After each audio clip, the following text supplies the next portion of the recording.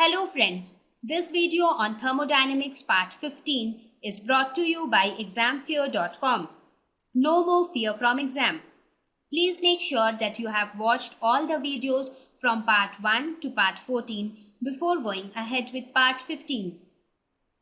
We have discussed the basics of heat engine. Let us see how does a refrigerator function. Now, the way or the functioning of a refrigerator is just the reverse of a heat engine. How? We'll see that. It works reverse of a heat engine. So now if you see the schematic diagram, what do you see? For heat engine, this was the hot reservoir. So heat engine used to take heat from the hot reservoir, do some work on the environment and then return the remaining amount of heat to the cold reservoir, right? But in case of refrigerator, what happens?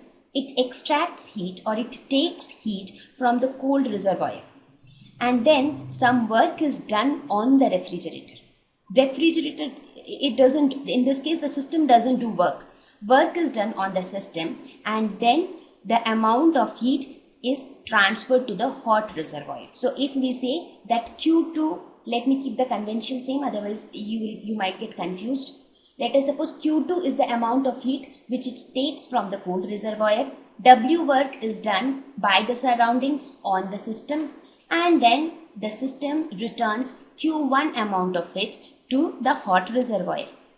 So in this case, if you try to write down it in mathematical form, you can write it as Q2 plus W becomes equal to Q1, right?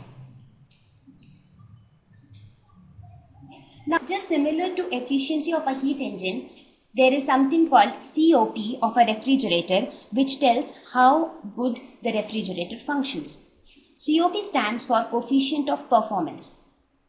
So, COP basically is denoted by alpha and mathematically it is the ratio of the heat which the system takes from the cold reservoir to the amount of work which is done on the system.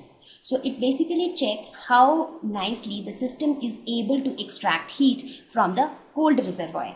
So a point to be noted here is that this value alpha can be greater than 1 because the amount of heat which the system will take from the cold reservoir can be greater than the amount of work which is done on the system. So alpha can be very well greater than 1. So by energy conservation, we can write this alpha or COP in terms of Q1 and Q2. So how do we do that?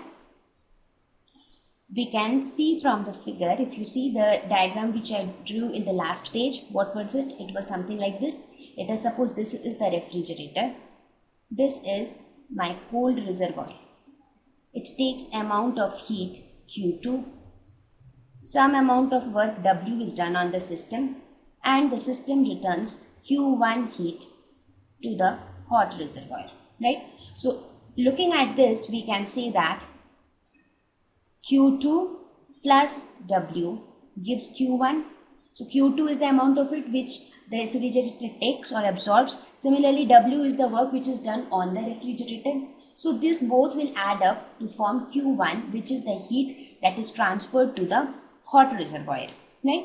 So from this we can say W is equal to Q1 minus Q2.